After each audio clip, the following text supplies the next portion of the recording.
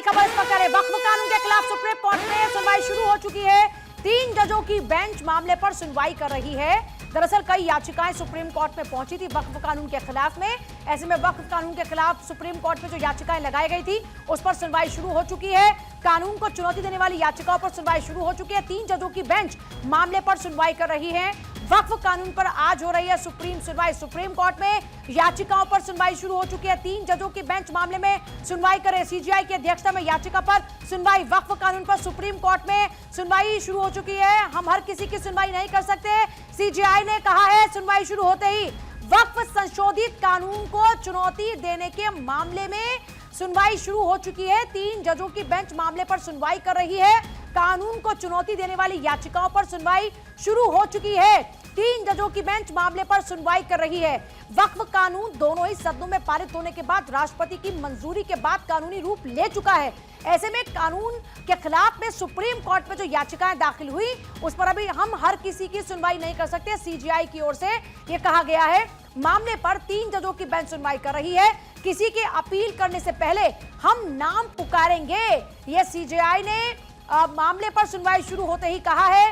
वक्फ संशोधित कानून को चुनौती देने के मामले में सुनवाई शुरू हो चुकी है। आज सभी याचिकाओं को नहीं सुन सकते हैं, सीजेआई की ओर से कहा गया। आज सभी याचिकाओं को नहीं सुन सकते हैं, हम एक एक करके नाम पुकारेंगे। वक्फ कानून के खिलाफ सुप्रीम कोर्ट में सुनवाई शुरू होते हैं। सीजेआई की ये बातें जो उनकी ओर से कही गई हैं, मामले पर सुनवाई शुरू होते ही 73 कुल याचिकाएं हैं, 10 सूचीबद्ध याचिकाएं। 3 जजों की बेंच मामले पर सुनवाई कर रही है। हम हर किसी की सुनवाई नहीं कर सकते, सीजेआई की ओर से कहा गया। मामले में कुल 73 याचिकाएं हैं और 10 याचिकाएं सूचीबद्ध हुई हैं। तो यह बड़ी खबर है इस वक्त की। अलग अलग प्रदेशों से भी याचिकाएं सुप्रीम कोर्ट पहुंची हैं और एआईएमएम की ओर से भी याचिका दाखिल की गई। ऐसे में कई विपक्षी और नेताओं की ओर से याचिका दाखिल की गई और लगातार इसे कानूनी रूप लेने के बाद ये कहा जा रहा था कि हम सुप्रीम कोर्ट का रुख करेंगे और फिर उसके बाद सुप्रीम कोर्ट में याचिकाएं पहुंची। 10 याचिकाएं सूचीबद्ध हैं। मामले पर 3 जजों की बेंच इस वक्त सुनवाई कर रही है। वक्फ संशोधन कानून को लेकर याचिकाओं पर सुनवाई इस वक्त चल रही है।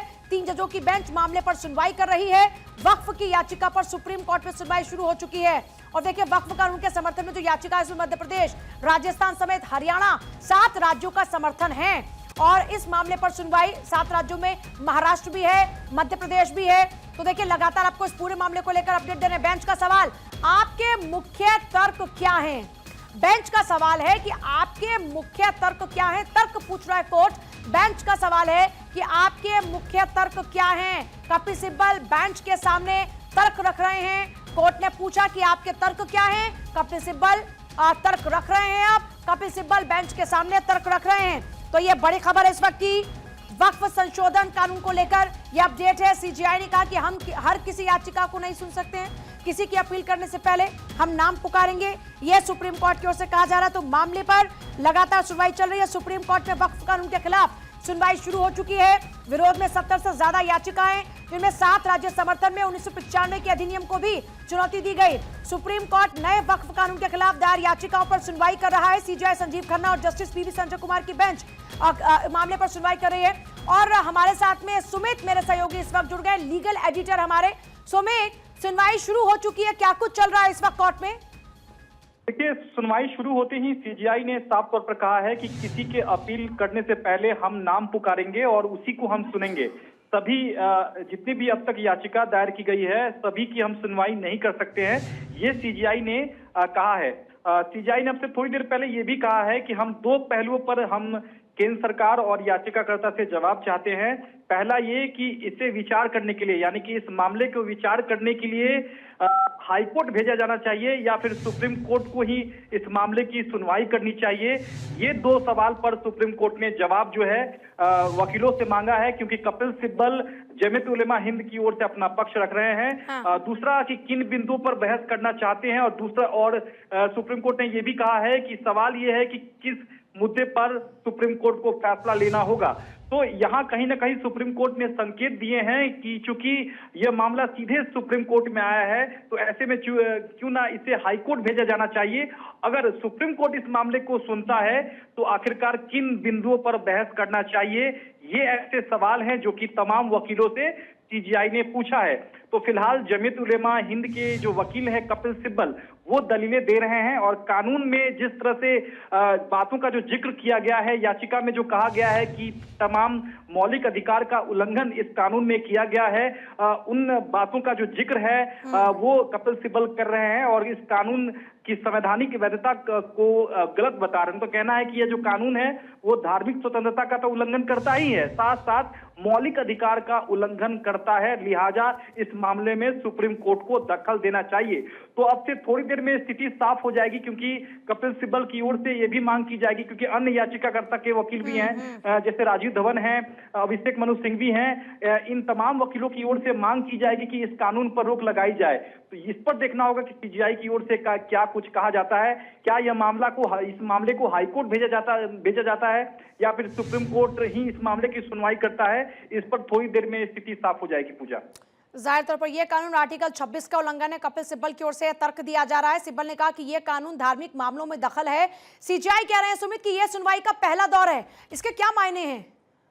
देखिए, सुप्रीम कोर्ट का साफ तौर पर कहना था, सीजीआई का कहना था कि ये एडमिशन स्टेज का मामला है, यानी कि पहली ये सुनवाई है।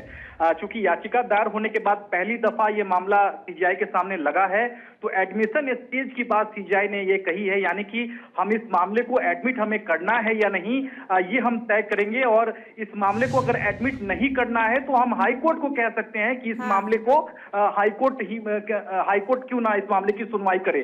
तो दो बातें सुप्रीम कोर्ट ने उठाई है, सीजीआई ने उठाई है कि क्यों ना इस मामले को हाईकोर्ट भेजा जाए, और अगर हाईकोर्ट नहीं भेजा जाता है और सुप्रीम कोर्ट ही इस मामले की सुनवाई करता है तो किन बिंदुओं पर हमें सुनवाई करना होगा। तो ऐसे तमाम जो बातें हैं, दो बातों का जो जिक्र है वो सीजीआई ने तमाम वकीलों से की है। पहले मुद्दे का भी फैसला करना होगा, ये जो सीजीआई ने कहा, इसका क्या मीनिंग है? देखिए, पहले मुद्दे का फैसला ये है कि जो इंटरिम यहाँ पे मांग की गई है कि कानून के अमल पर रोक लगाई जाए, ये सबसे बड़ा मुद्दा है। क्योंकि कोई भी पिटीशन अगर फाइल होती है तो अंतरिम मांग जो है वो राहत के तौर पर की जाती है कि ये जो कानून है, सरकार की ओर से जो संशोधित कानून जो लाया गया है उसके अमल पर रोक लगा दी जाए।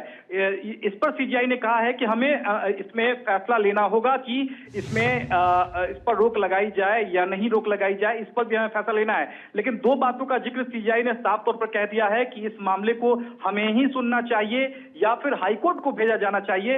इन दो बिंदुओं पर हम आज फैसला लेंगे।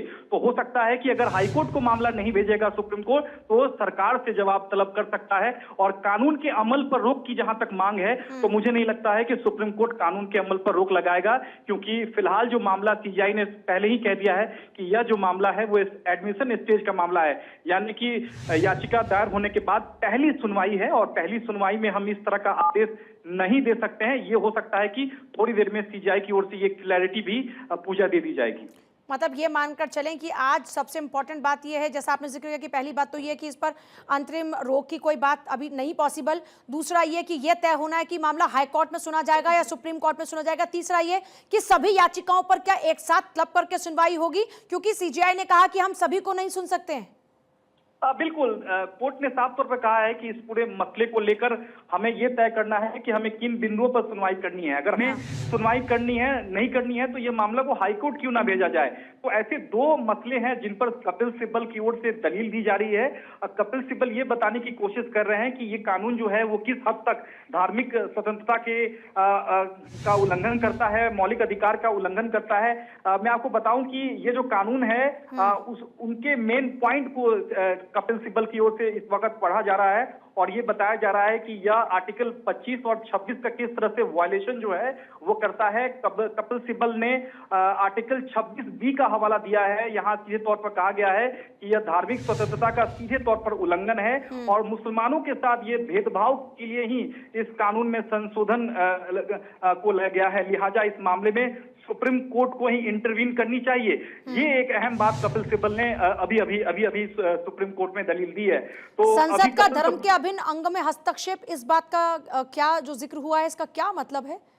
देखिए, यहाँ जो मेन याचिका में जो दो बातों का जिक्र जो है वो कपिल सिब्बल कर रहे हैं। पहला कि ये मौलिक अधिकार का खुले तौर पर उल्लंघन है और दूसरा धार्मिक स्वतंत्रता जिसमें आर्टिकल 25, 26, आर्टिकल 26B का जिक्र यहाँ कपिल सिब्बल की ओर से किया जा रहा है और कपिल सिब्बल उन कानून के पॉइंटर्स को सीजीआई के सामने रख रहे हैं कि ये कैसे इसमें मॉडिफिकेशन, कैसे संशोधन इस कानून में किया गया है और किस तरह से कानून ये मुसलमानों के साथ भेदभाव करता है।